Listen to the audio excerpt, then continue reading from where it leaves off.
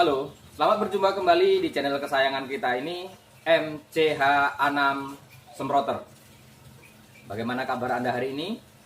Semoga kesehatan, keselamatan, rezeki yang banyak, yang halal, yang barokah selalu menyertai kita semua. Untuk pertemuan kita kali ini, kita akan membahas tentang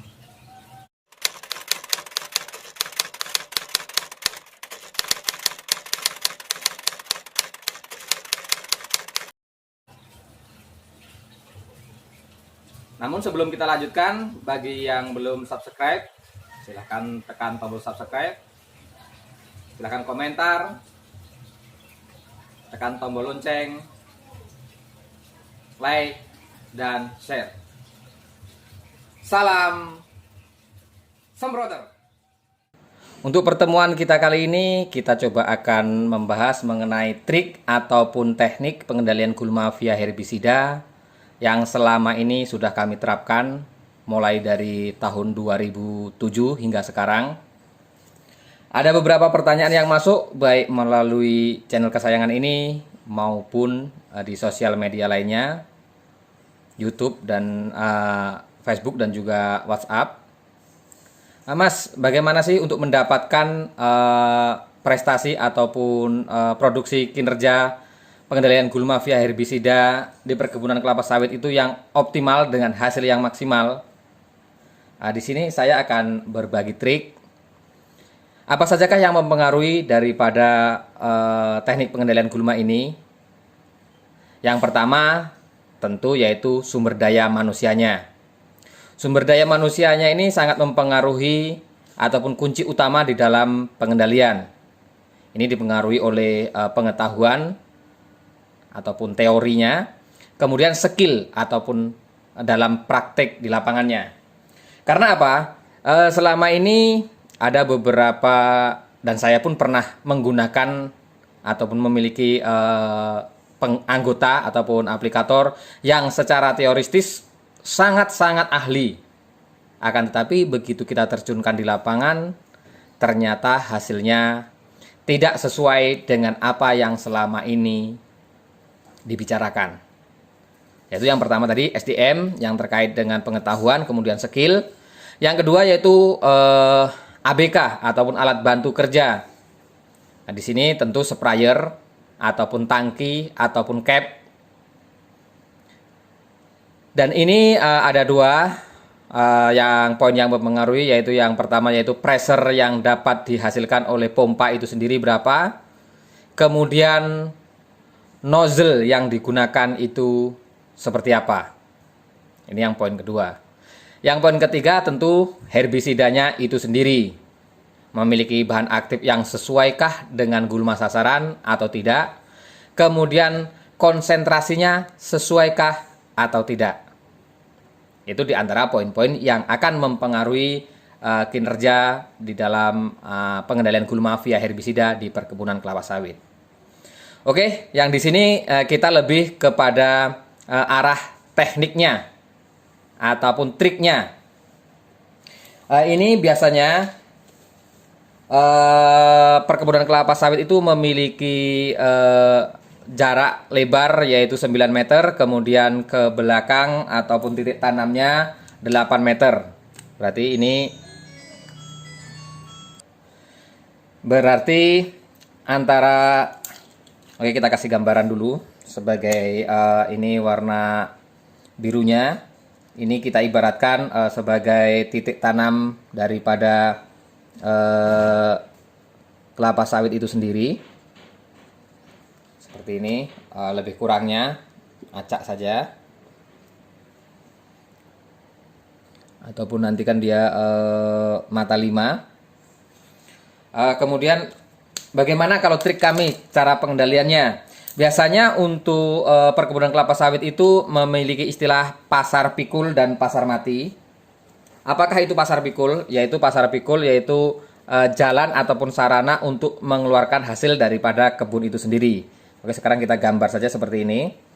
Ini warna kuning ini sebagai ibaratnya pasar pikulnya.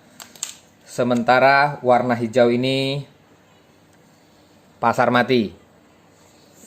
Biasanya secara normal memang seperti ini. Kemudian apabila direkomendasikan dosis per hektarnya tadi 2 liter ataupun 2000 ml. Ini yang harus kita ketahui dulu dosis rekomendasi. Umpamanya dosis rekomendasinya 2000 ml. Berarti kalau 1 hektar itu kan 10.000 meter persegi nih. 10.000 meter persegi apabila kita bagi dengan 2000 ml, berarti untuk per meter perseginya itu 0,20 atau 0,2 mililiter ataupun cc per meter persegi. Ini yang harus kita ketahui dulu.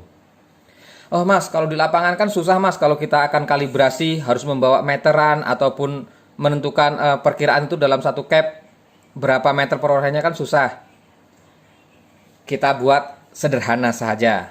Bagaimana caranya? Caranya seperti ini. Ini biasanya kan lebar 9 meter. Ke belakang jarak antara titik tanam satu dengan satunya yaitu 8 meter. Berarti 8 kali 9 yaitu 72 meter persegi. Seperti itu ya. Jadi satu titik tanam itu mewakili 72 meter persegi. Lalu bagaimana trik ataupun cara kami di dalam melakukan kalibrasi dan melakukan penyemprotan? Ini apabila kami, ini tadi kan 9 meter dibagi 2 yaitu 4,5 meter pada garis tengah ataupun pasar pikulnya. Ini dari batang ya, bukan dari pasar mati, tapi dari batang. Ini kan dari batang satu, baris ke-1 dan baris kedua yaitu 9 meter. Apabila kita ambil pasar pikulnya ataupun pasar tengahnya, itu 4,5 meter. Jadi untuk aplikator, ini apabila tim kami itu berdiri tepat di antara pasar pikul dengan batang. Dengan catatan justru mengarah ke batangnya, yaitu 2 meter dari batang. Kita berdiri di sini 2 meter dari batang. Usahakan batang ada di sebelah kiri daripada tim aplikator. Kenapa seperti itu? Kok hanya 2 meter? Ini sebagai analogi apabila kita menggunakan setik teleskopik yang dapat kita panjangkan, itu memiliki panjang maksimal yaitu 85 cm, ditambah dengan stop kran lebih kurang 10 cm dari handle, kemudian ditambah lagi elbow arah ke setik itu 5 cm, berarti kan 5 tambah 10 tambah 85 berarti sudah tepat 1 meter. 1 meter tersebut ditambah dengan lengan kita waktu mengayunkan lebih kurang optimalnya itu sekitar 50 sampai 60 cm, kita buatlah 50, berarti sudah 1,5 meter. Belum lagi ditambah dengan pressure daripada air lebih kurang 50 cm, jadi sudah tepat 2 meter. Kita berdiri di sini tadi. Kita jalannya jangan zigzag, kita jalan lurus saja. Lurus saja terus. Ini yang ke kiri 2 meter, yang ke kanan kenapa harus 2,5 meter? Kenapa lebih lebar yang ke kanan? Ini secara logika, apabila bukan orang kidal, tentu capaiannya itu lebih luas arah ke kanan.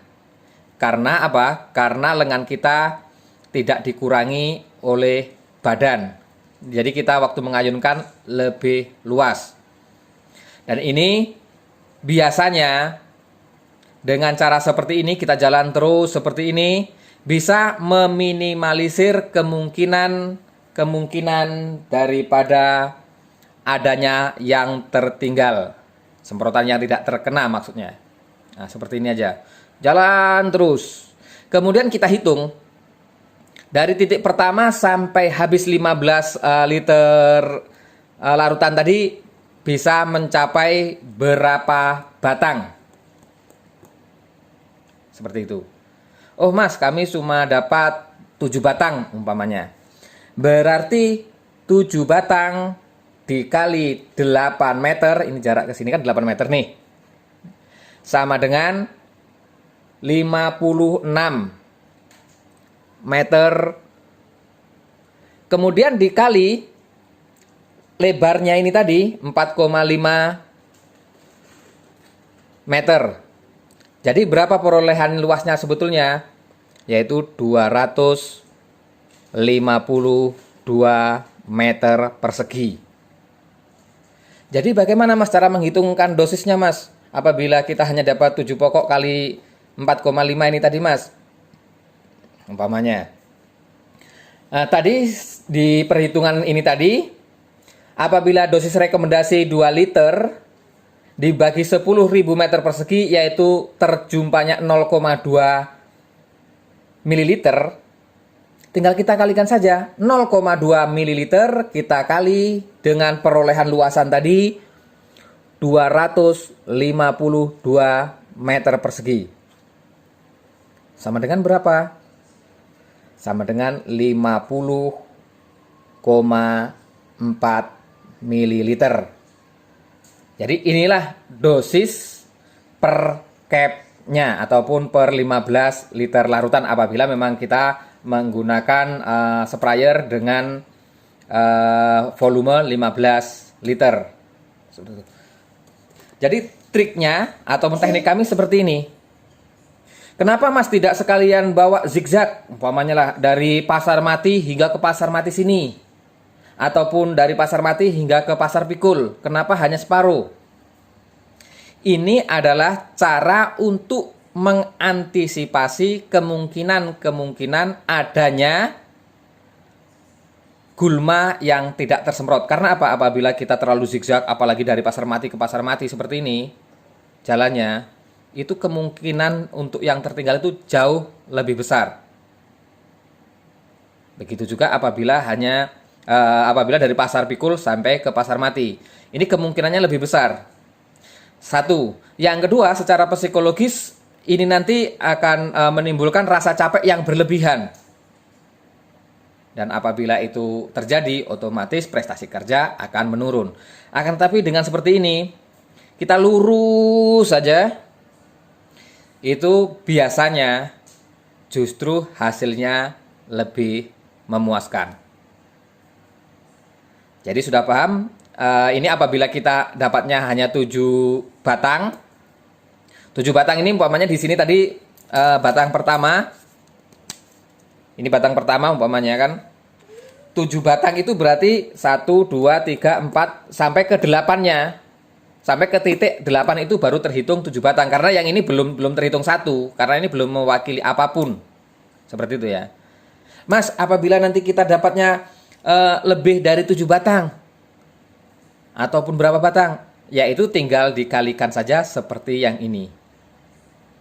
Baru hasilnya berapa?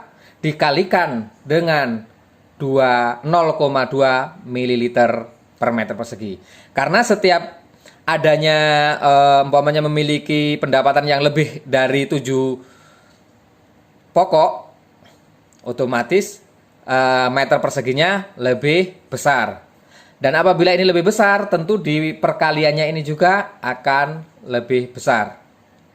Oleh sebab itu, kalau saya apabila mendapatkan tim ataupun anggota baru, saya merekomendasikan untuk tidak menyamakan dosisnya dengan anggota lama ataupun senior ataupun yang sudah profesional. Seperti yang saya sampaikan tadi, secara teori sangat-sangat sederhana, tapi fakta di lapangan yang akan membuktikan. Dan itu sudah beberapa kali saya juga merasakan, saya menerima anggota ataupun karyawan ataupun tim yang secara teori sudah sangat-sangat ahli, akan tetapi begitu terjun di lapangan hasilnya 0. Oke, kita cukupkan sekian. Nanti mengenai apa saja yang mempengaruhi tingkat daripada prestasi kerja ataupun produksi, ataupun yang mempengaruhi kesulitan untuk mencapai berapa pokok ataupun berapa meter persegi, akan kita bahas pada video selanjutnya. Jangan lupa subscribe, like, komen, dan share. Salam semproter.